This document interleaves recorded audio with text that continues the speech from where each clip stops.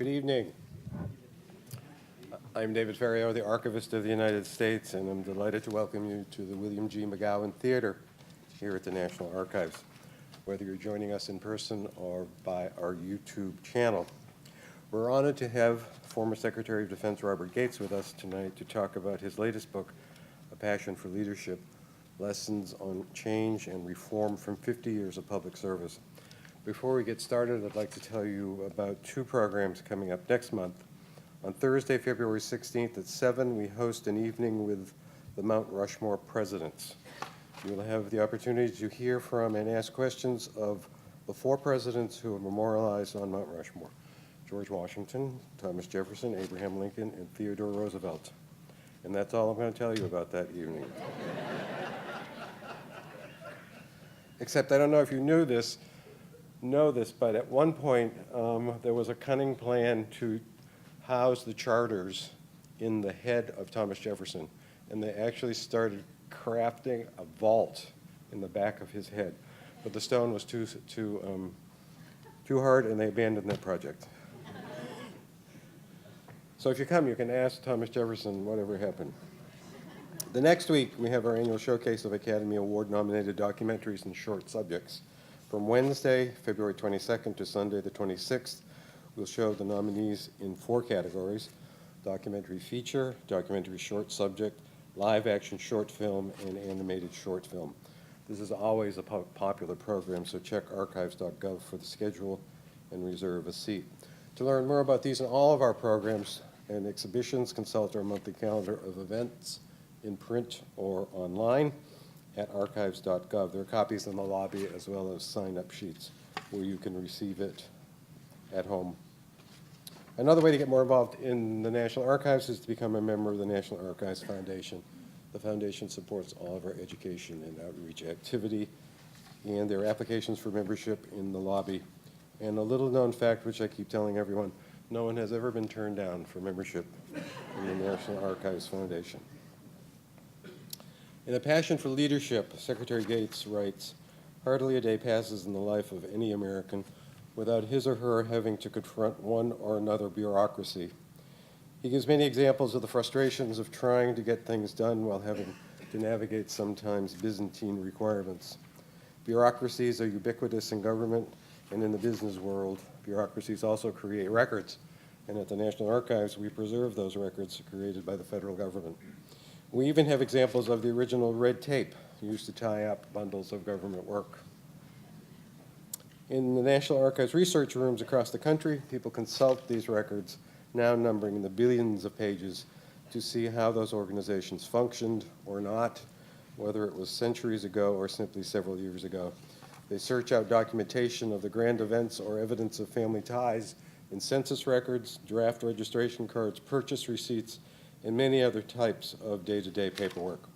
And when we try to tame unruly bureaucracies, as Secretary Gates will describe tonight, those changes are also documented for the record. It's now my pleasure to welcome our panelists to the stage.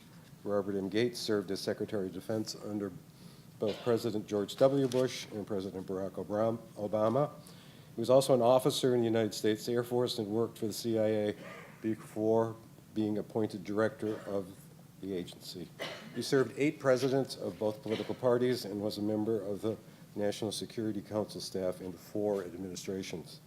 Mike Allen is the co-founder and executive editor of Axios and the former chief White House correspondent for Politico. He was previously at Time magazine, where he was its White House correspondent.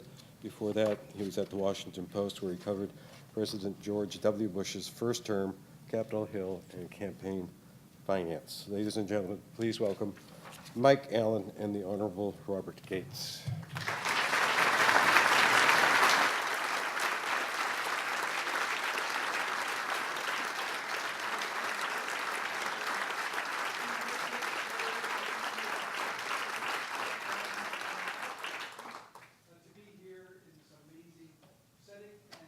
It's one of your earlier visits here, and you've been a number of times to do events in the Rotunda and elsewhere. But one of your times, when you came as secretary, David and his colleagues brought out the family jewels.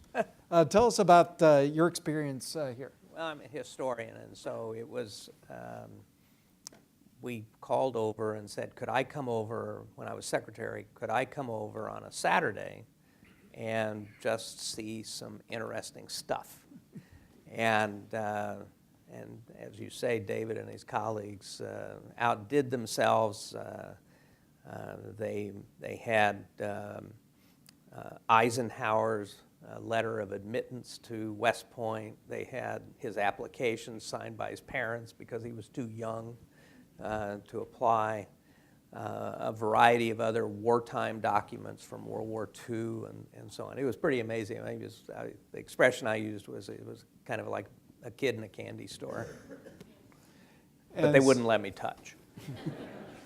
And Secretary Gates, congratulations on the release of the paperback edition of A Passion for Leadership, Lessons on Change and Reform from 50 Years of Public Service. An author was telling me one time that the paperback is the vindication edition. So, you've had an amazing rollout this week. You've been in New York here. You were saying that you've started to like New York more than Washington. Why?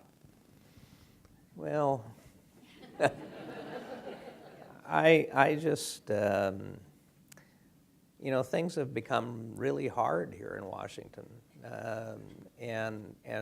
And I don't mean just since November. I'm talking, you know, I showed up here as a brand new recruit for CIA in August of 1966. So I went through the whole Vietnam period, through Watergate, through the Iranian hostage, through the oil shocks, and all of these things.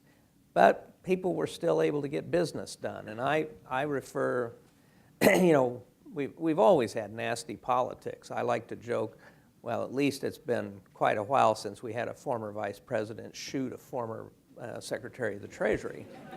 But you never know.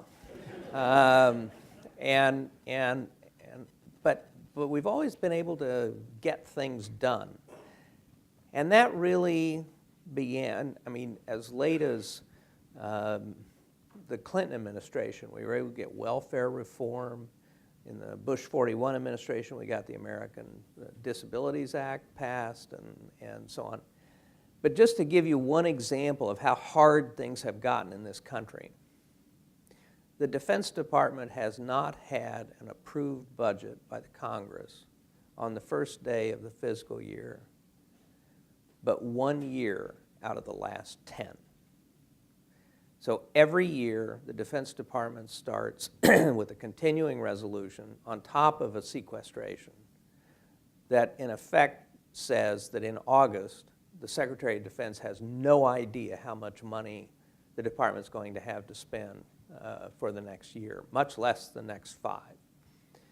And where we have gotten to is we can't do regular order of business. The Congress can't even pass a budget. Even for the Defense Department. And I attribute it to to a considerable extent, the disappearance of what I used to call the bridge builders. And these were the folks, and I knew the Senate better than the House, but these were the folks like Bill Bradley and John Warner and Bob Dole and Nancy Kassenbaum and Sam Nunn and Bill Cohen and David Boren and, you know, another 10 or a dozen, maybe 24 altogether from both parties that at the end of the day would cobble together enough votes from both the Republicans and the Democrats to get stuff passed, both to do regular order business like budgets, but also to move the country forward in important ways. And a lot of those bridge builders, nearly all of those bridge builders are gone. And I remember in 1993, I'd retired as CIA director, and I got a call from David Boren, senator from Oklahoma, and he said he'd been offered the presidency of the University of Oklahoma, and he couldn't decide whether to take it, and would I come down and talk to him? So I spent about an hour with David, and at the end I said, well, David, I think this is a really easy decision. When you're driving or on an airplane and daydreaming, are you daydreaming about what you can accomplish in the United States Senate or what you can accomplish at the University of Oklahoma? And he started to laugh, and he said, "You're right. It makes it very easy." And he took the job as president of University of Oklahoma. Now, Secretary Gates, your hallmark is reforming, corralling big, difficult institutions. Texas A&M, the CIA, the Pentagon, perhaps hardest of all, the Boy Scouts. For our friends here and for our friends out in live stream land, every one of us is head of our own organization. It may not be the CIA, but we all play a part in our church or school board or Pop Warner. What are practical tips for me that if I want to create change in my own little world? I think one of the lessons that I learned over the years was the importance of making other people in an institution your allies. Top-down, dictated change, particularly in bureaucracies, virtually never works. Most of the people were there when you got there, and they will be there when you leave. They know they can outlast you. So if you don't make them your allies, if you don't involve them in the process of change, then you're not, I think, most of the time going to be successful. And the key is to have your own vision about how to move an organization forward, about what needs to change, but then engage the professionals in terms of kind of how can we make this place better. I believe fundamentally everybody who works for an organization wants to be proud of that organization, no matter how large or how small. And a lot of people, particularly those on the front lines, whether it's young troops in Afghanistan or Iraq, or people on the sales desk at a retail store or a barista or somebody else, if things aren't going well, they probably have a better idea why not than anybody else.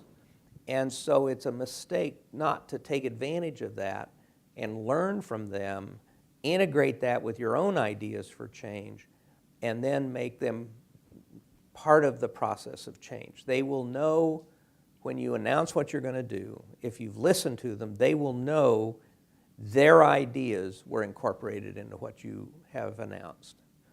And then if you involve them also in how best to implement it, they will feel engaged. They will feel committed.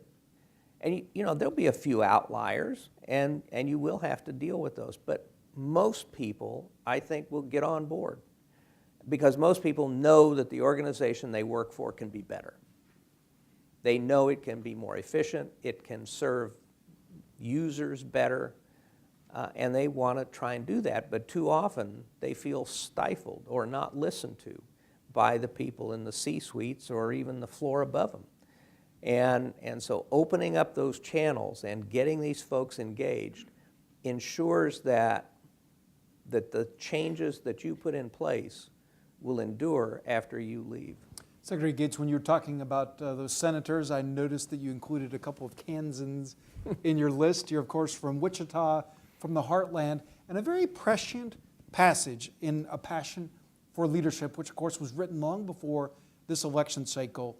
You talked about frustration out in the country, which, of course, boiled over in this election. How did you detect that, and what are some of the root causes of it?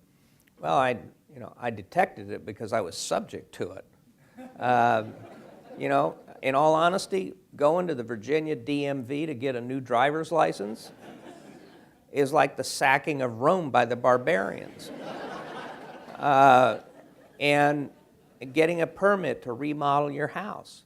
The first chapter of this book on leadership was written probably more than 2 years ago. And it basically says most Americans are just frustrated and angry at the bureaucracies they have to deal with every day. And it's little stuff, from driver's licenses to insurance policies to dealing with big universities and banks and everything else. It's not just government, it's also business. I mean, who hasn't been put on hold and gone through multiple, tap 2 or 4 or 6 or 193 to get to the next person and before you speak to a human being.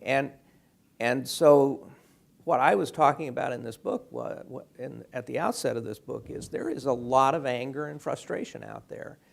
And the interesting thing is, I think Donald Trump tapped into that. He understood that better than any of the other Republican candidates and better than Secretary Clinton.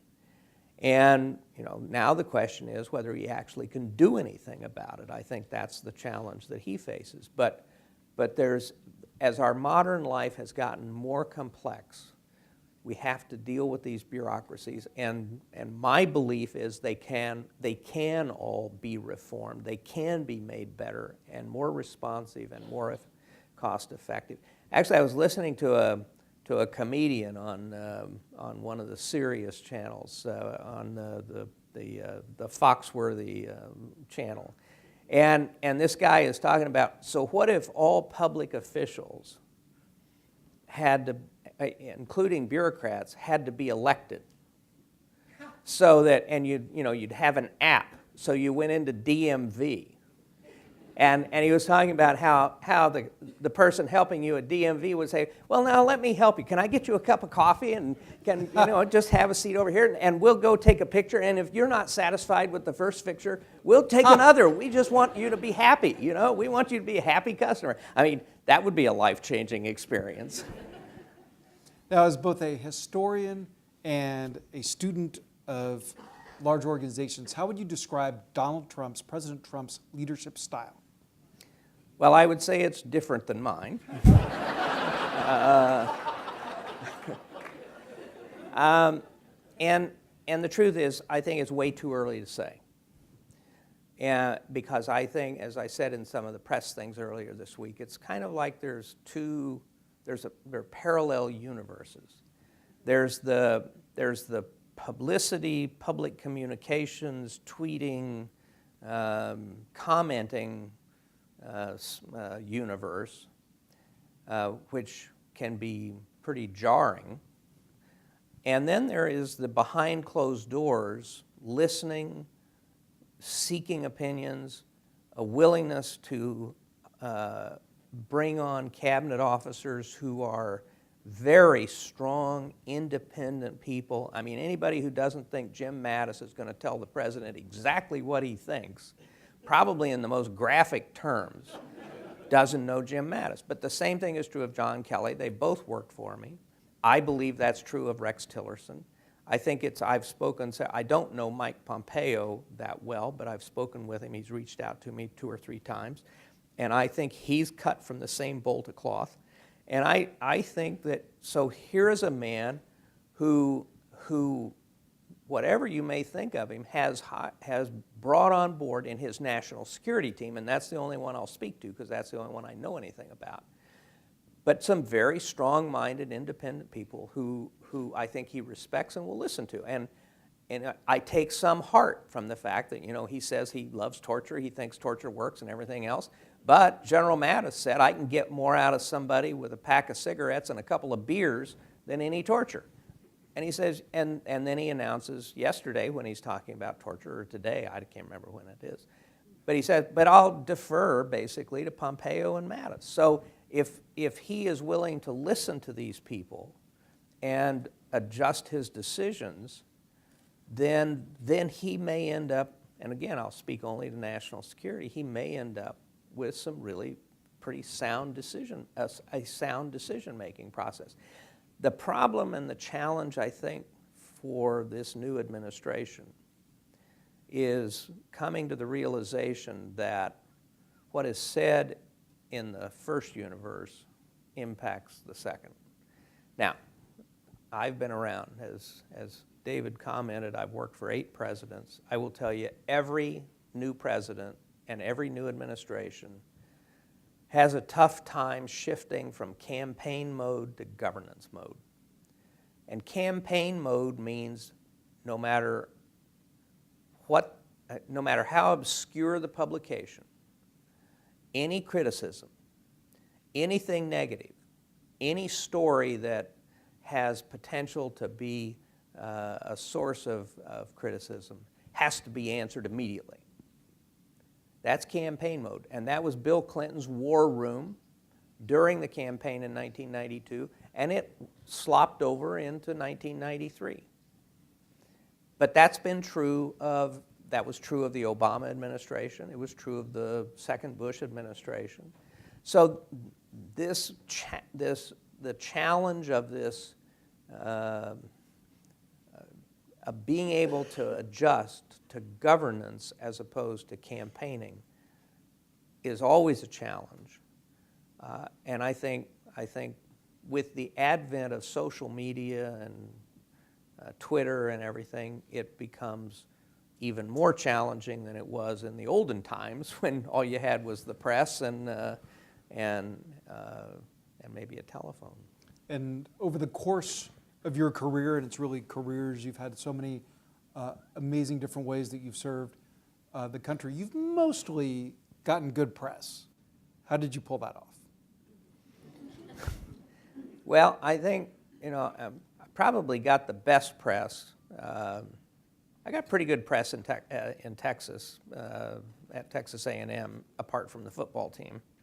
But I probably got the best press in the Defense Department. And there was a defense blog, a couple of defense blogs the other day, contrasting the president's comments at CIA about the press being the enemy or being his adversaries, and my remarks at the Naval Academy graduate commencement in 2007, in which I said that as much of a pain in the neck as Congress and the press are, they are the surest guarantors of American liberty, and it's a mistake to consider them the enemy. And I conducted myself like that in the Department of Defense. In fact, I went further with defense officials, and I'd said to the service chiefs and the service secretaries and others, I said, if there's a negative story about you or what you're doing or your organization in the press, the first thing you ought to find out is whether it's true. And if it is true, then go out and say, yeah, you're right, and here's what I'm going to do to fix it. And if you assemble the facts and the press is wrong, then go out and say, the story is wrong, and here's why, and here are the facts. But for me, the press was, in many instances, an ally. I would never have, I don't know that I ever would have found out about the mistreatment of our outpatient wounded warriors at Walter Reed without a series in the Washington Post in February of 2007.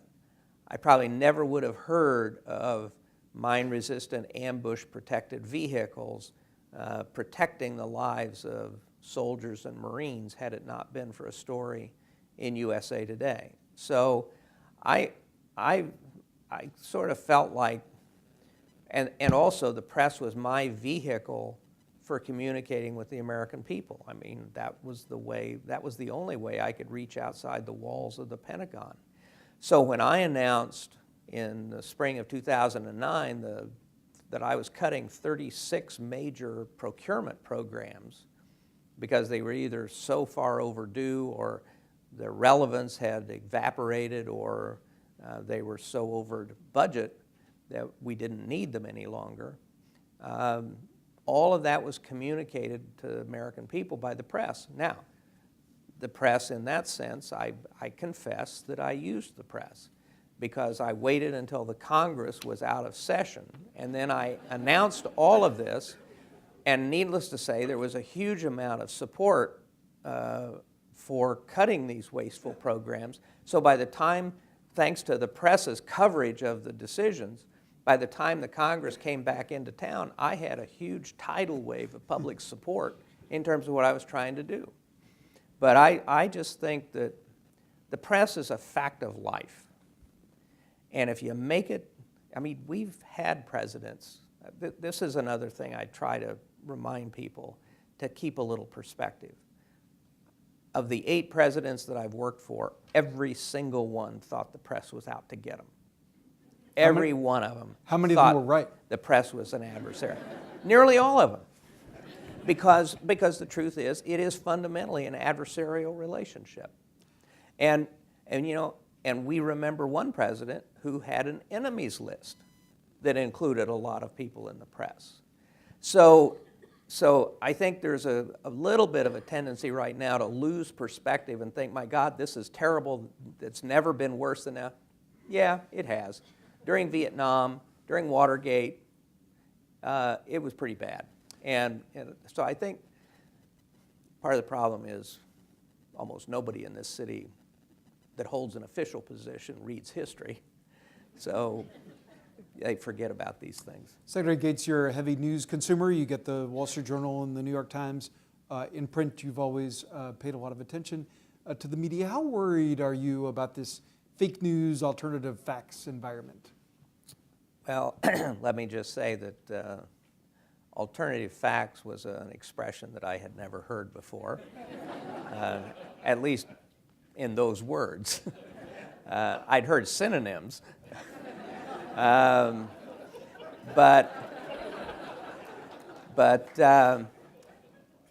you know, I am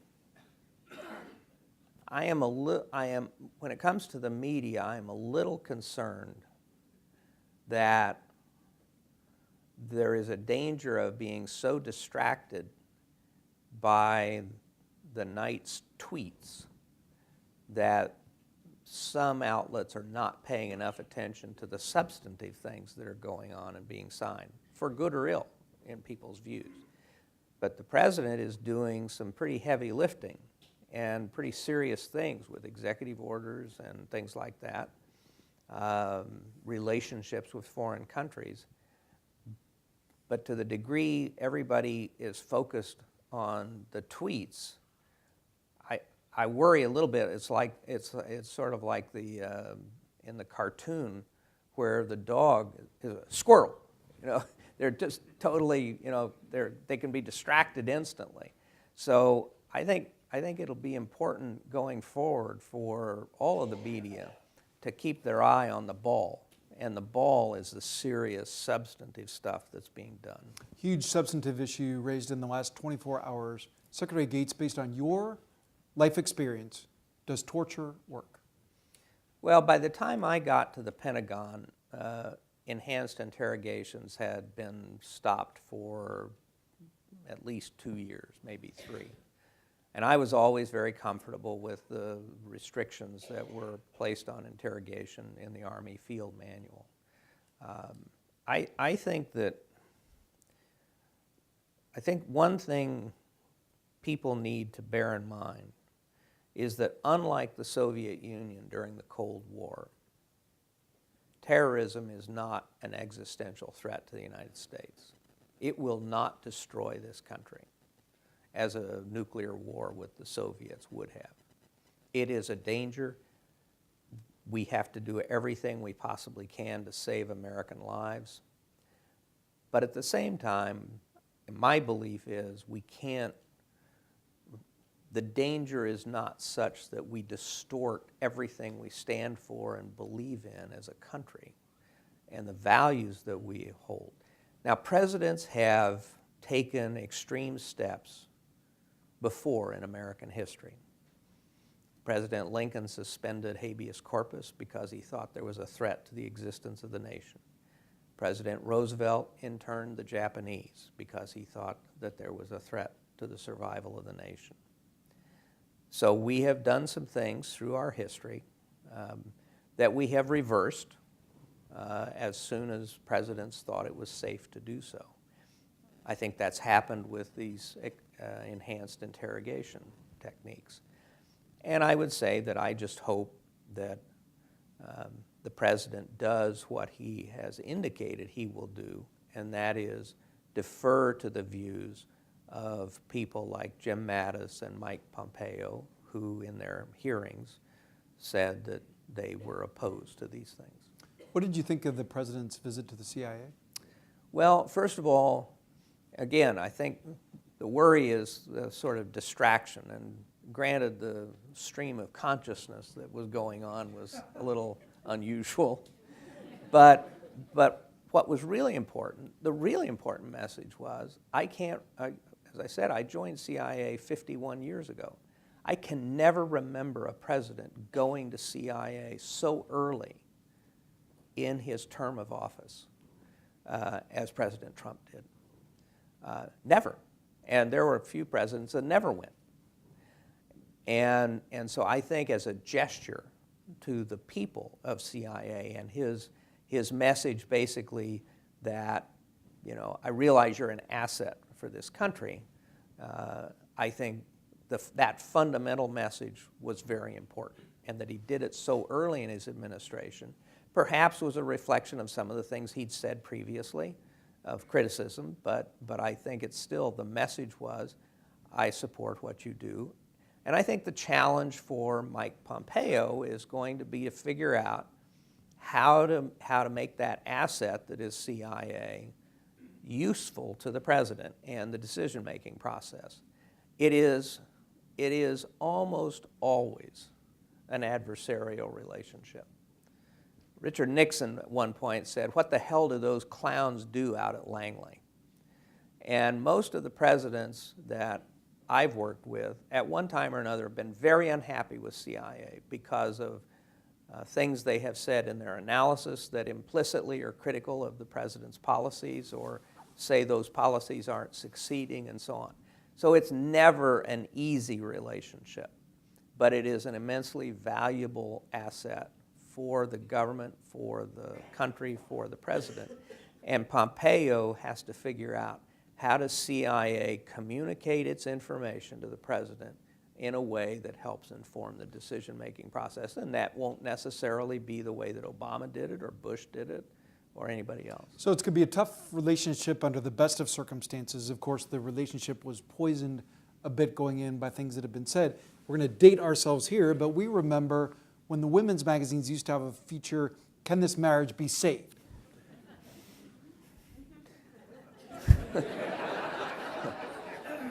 Yes, but it's probably going to require some counseling. One of my favorite passages in A Passion for Leadership, Secretary Gates, you say that intellectual and professional intimidation is a poor way to solicit good ideas and avoid big mistakes. Why do leaders fall into intimidation? How do you avoid it? Well, I think it's very much tied to ego. People who end up as the leaders of big organizations think that they're the smartest people around. And I think one of the keys is, you look at, so I'm going to back up a little bit. So one of the best descriptions of what's required of a president that I've ever heard, or the most important qualification for a president that I've ever heard, was actually a quote from Associate Justice of the Supreme Court, Holmes Jr., who in the early 30s said of Oliver Wendell Holmes Jr., and he said of FDR, he has a second-rate intellect, but a first-rate temperament. And when I look back at the greatest presidents, in my opinion, of American history, I will take the exception of Jefferson, but Washington, Lincoln, FDR, Truman, Eisenhower, Reagan, they all fit Oliver Wendell Holmes Jr.'s characterization. Every one of those guys knew that they were not the smartest man in the room, but they had enough self-confidence, they had the right temperament to gather around them the smartest men in the room, be willing to listen to them, and then integrate what those advisors said with their own judgment and their own instincts and their own temperament. And I think that contributed to making them great presidents. So, I've always thought, please spare me working for the smartest man in the room. And I've worked for a couple of presidents who thought they were that. And it's very difficult because when you're in the Situation Room, they basically say, here's the deal, and anybody who they don't say it this way, but it basically, you're left with, if you're going to disagree, you're probably going to be disparaged in some way. That, you know, I actually know this better than you do. And at the end of the day, what they will say is, you know, I did get elected president. And that's pretty hard to argue with, admittedly. But it also doesn't make you the smartest man in the room. But the key is, and I think the more successful presidents have been willing to reach out and bring in amazingly talented people, listen to them, and then integrate their judgment. So here you have a guy like Harry Truman, who, let's face it, was not going to be anybody's star. But he surrounded himself with people like George Marshall and Atchison and others, and ends up being one of the best presidents in American history. And it's not just because of his advisors, it's because of the way he used his advisors and listened to them and then made tough decisions. In A Passion for Leadership, you write, a successful leader and reformer never misses an opportunity to give credit to those working for him or her as a group and as individuals. Yeah, I mean, this again goes back to the whole ego thing. I think that anytime you're leading an organization and there is a success, and you can figure out a way to give the credit to the people who work for you, and in truth, the military in many ways does this better than anybody else in government, in terms of recognition of the troops, whether they're NCOs or young officers or whoever. But to the degree that the leader can step back into the shadows and give credit to others, I think it has a huge impact on the morale of an organization, and frankly, the commitment of the people within the organization to do even better. The arc of your relationship with this president over the last few months was quite extraordinary. You expressed a lot of skepticism about him. You had an op-ed in the Wall Street Journal that was critical of both him and Secretary Clinton. And then you wound up in Trump Tower giving him high-profile advice.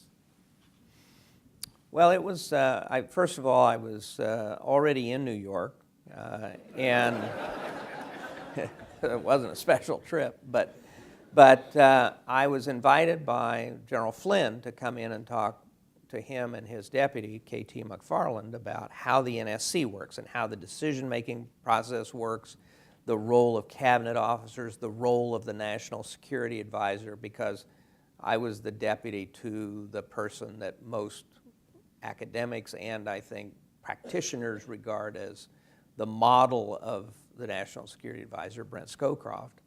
And so we talked for an hour or so, and in the course of that, Steve Bannon came in and was introduced to me, and Jared Kushner came in and was introduced to me. And at the end of the meeting, General Flynn said, well, we think you ought to talk to the president-elect. Would you be willing to hang around and meet with him tomorrow? And I said, sure, I will do that. So I went in and I met with the president-elect. It was, because of the Wall Street Journal, it was a tad awkward. I think that the last line of the op-ed was, he's unfit to be commander-in-chief.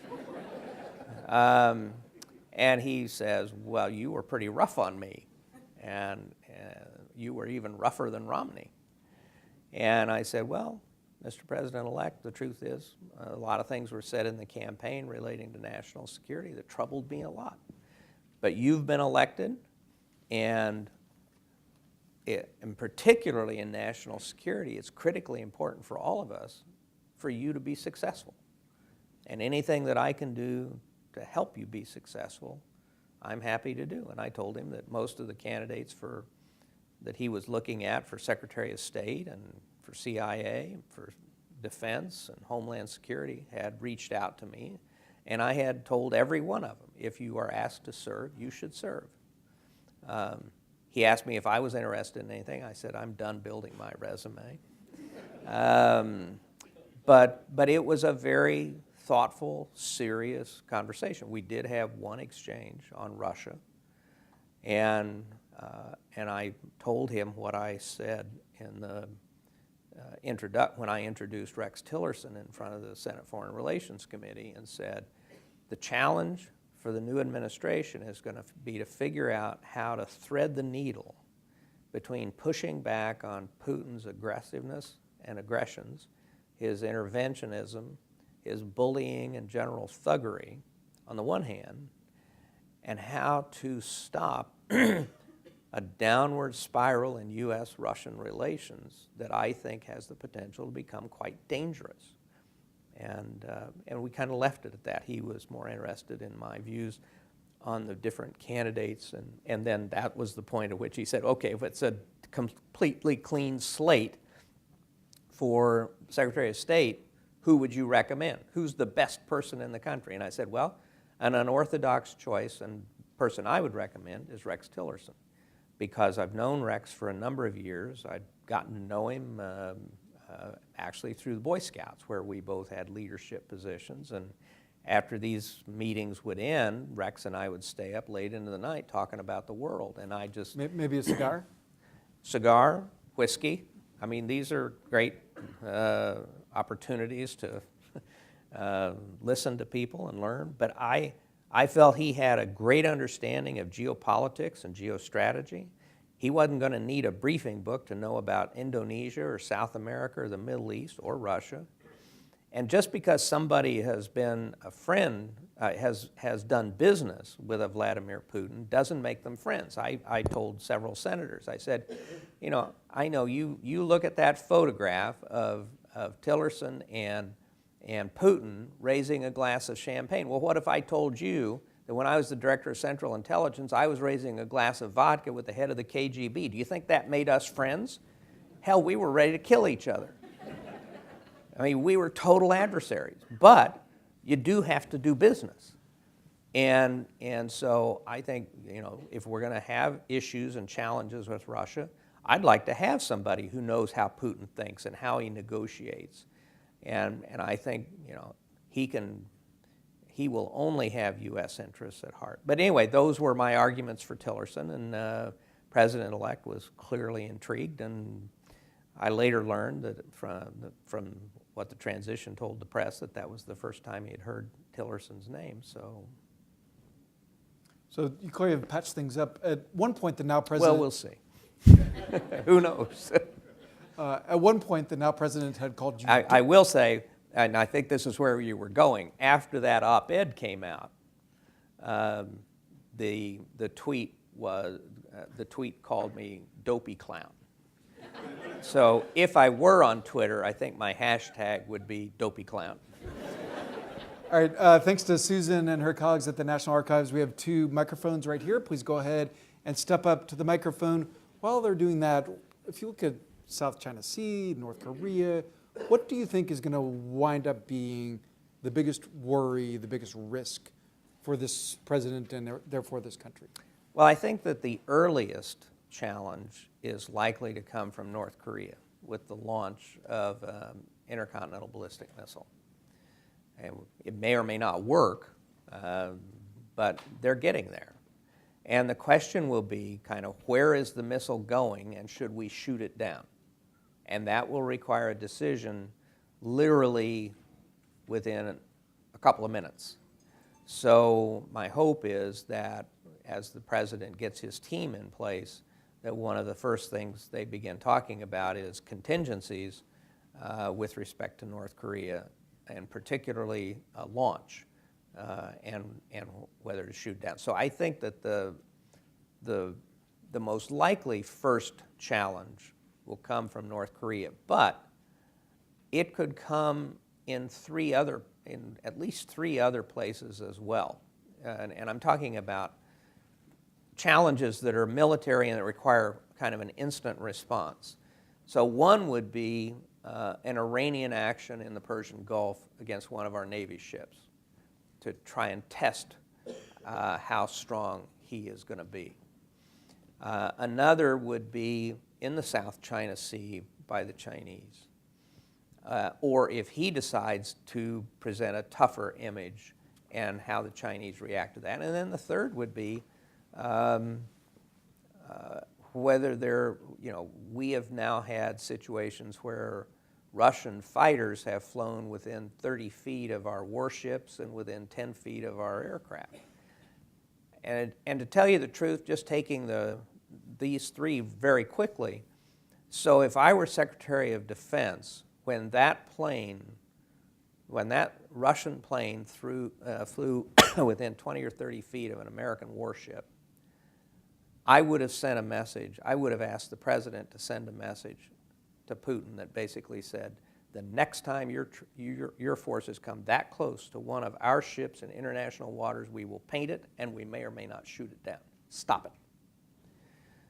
In the Persian Gulf, we've had a number of instances in recent weeks and months of the Iranians pointing guns at our helicopters, making racing attack-like things on our warships. Again, I would have sent the message to the Iranians, you guys get closer than a half mile to one of our ships, or you point guns at our helicopters or planes again, we're going to react. Just know it.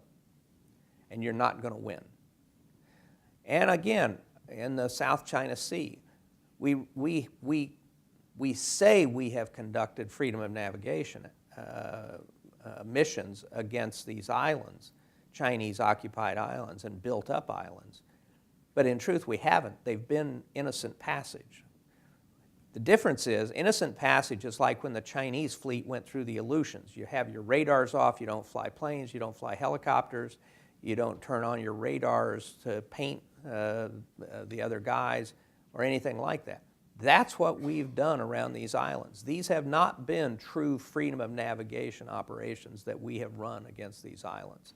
So I think, I tend to think that part of the reason people think we're withdrawing and inward and so on is that we have reacted pretty weakly to some of these challenges over the last year or so.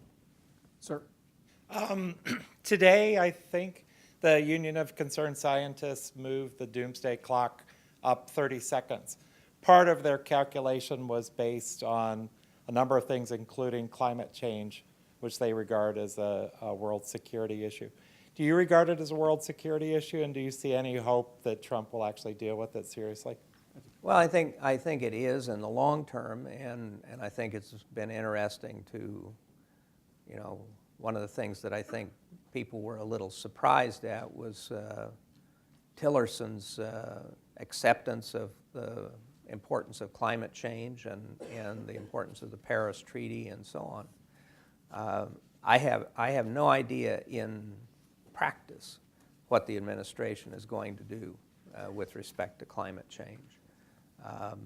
But several of the members of the President's cabinet who have either testified or been confirmed have affirmed their concern about it, and it is a long-term challenge, and nobody understands that in some ways better than the U.S. military as they contemplate, for example, the consequence of rising seas for the Norfolk Naval Base and Mayport in Florida, both of which are affected by rising seas. Yes, sir.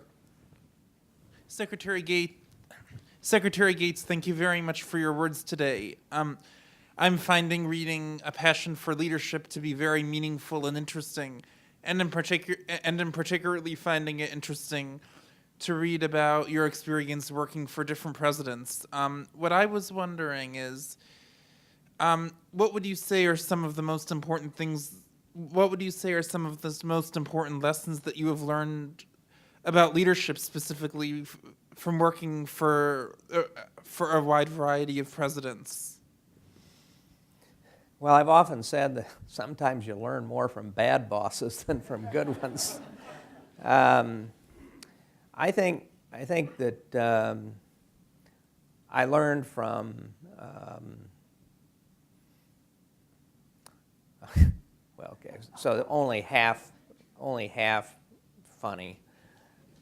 From Johnson and Nixon, I learned about paranoia. Uh, I learned from President Carter the importance of establishing priorities. I think President Carter tried to do far too many things. Most presidents of historical consequence do 2 or 3 really big things. And I think President Carter tried to do too many. So I think the key for any leader, and this was I was in my early 30s at the time, but I think one of the lessons was you really do need to establish priorities, and it needs to be a pretty short list of priorities if you're in public life in terms of what you want to try and accomplish. I think I learned about the importance of having a vision from President Reagan, and I would say also from Margaret Thatcher in terms of envisioning a different future, a more optimistic future for your country than others. From first President Bush, I learned a lot in terms of subsuming your ego, in terms of listening to the people around you and making your own decisions, the importance of instincts when it comes to other people, the importance of empathy. I like to say there is no precedent in history for the collapse of a major empire without a major war until the collapse of the Soviet Union, and someday Bush will get the credit he deserves for helping make that happen. And part of it was his empathy for Gorbachev and not dancing on the wall when the Berlin Wall went down, for not putting Gorbachev in a bad spot that actually could have provoked a coup in Moscow 2.5 years before the coup actually happened, and at a time when it probably would have succeeded. I learned the importance from Bush of personal relationships, which he had with so many people, not only in the Congress, but also among foreign leaders. From a negative lesson that I learned from the second President Bush and from President Obama was what I considered their neglect of Congress. I did not feel, based on my experience, that they devoted nearly the time needed to try and reach out and cultivate relationships with members of Congress, including in their own party. And I think it created problems for them at the end of the day. So those are some of the lessons that I think I learned from those presidents. Yes, sir. But I will say this, one of the things I learned from both, a positive thing I learned from the second President Bush and from President Obama was the importance of being able to make tough decisions, and especially when everybody else is telling you to do something different than what you decide. The willingness to make a decision against opposition because you believe it's the right thing to do. So over the weekend, our president has repeated his opinion that it would be a good thing to take Iranian oil. So would you like to comment on that?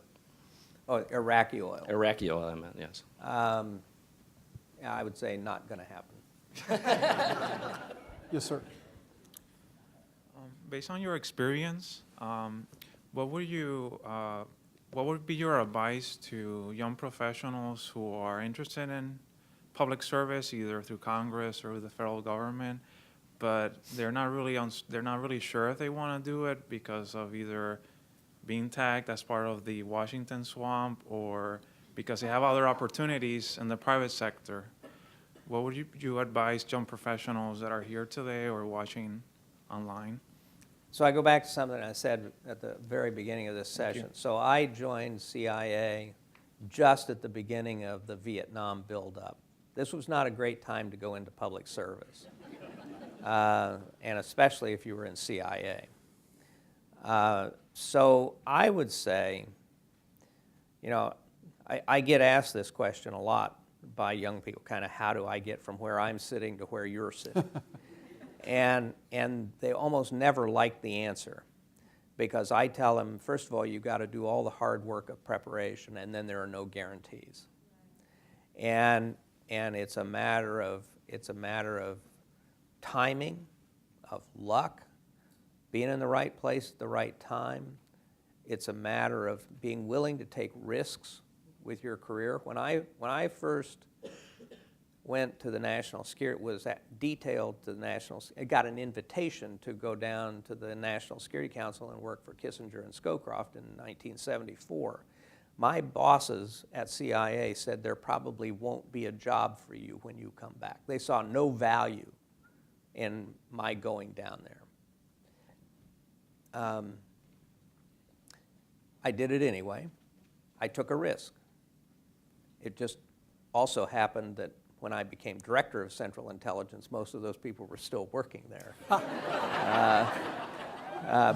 But the risk-taking, the hard work, but I would say the one other thing I advise people, young people, is it's not about having a single mentor or a patron. It is about having multiple mentors. As you grow, you need to grow your mentors. Your mentor always should be somebody 2 or 3 levels above you. And one of the problems, what happens particularly on Capitol Hill, is that people go to work for a single member of Congress and they stick with that member for umpteen years, but when that member is defeated or quits or retires or whatever, there's no other mentor. And so I've always told people, my first mentor was a GS-14 at CIA, and my last mentor was President of the United States.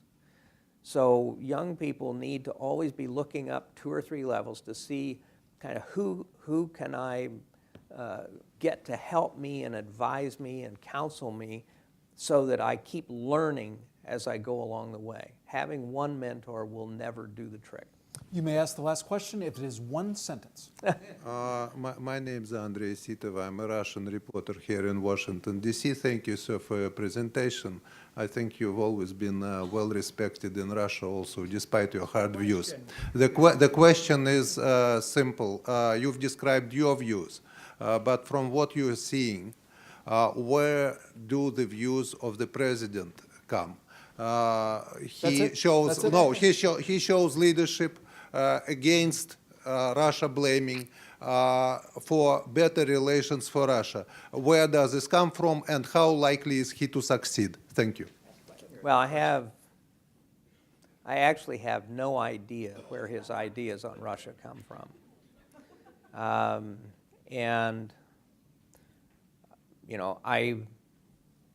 As I indicated earlier, we do need to find a way to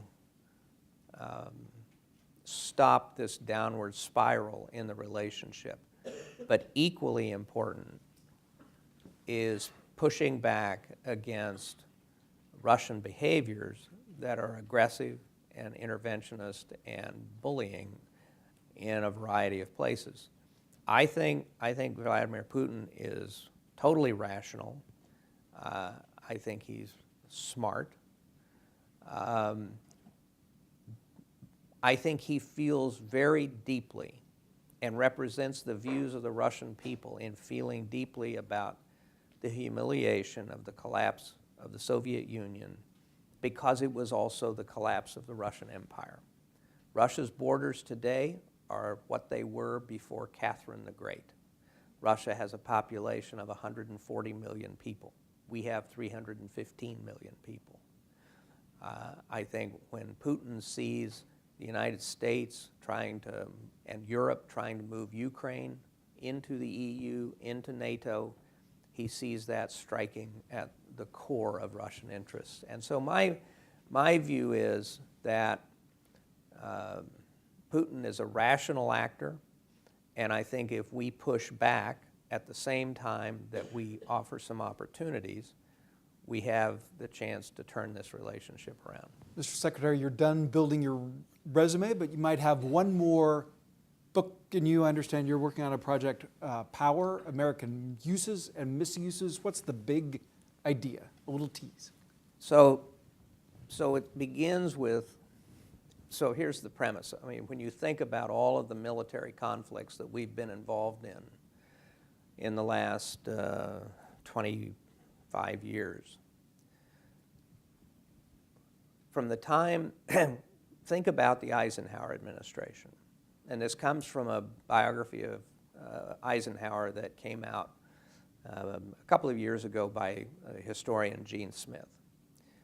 So during Eisenhower's presidency, from January 1953 to January 1961, Russia became a thermonuclear power. China became a nuclear power. We had repeated crises with China over Taiwan and the Taiwan Straits. We had a major war in the Middle East involving our three of our closest allies. We had revolutions in East Germany, Poland, and Hungary. We had a revolution in Iran. And a variety of the Joint Chiefs of Staff unanimously recommended using nuclear weapons against the Vietnamese at Dien Bien Phu to help the French.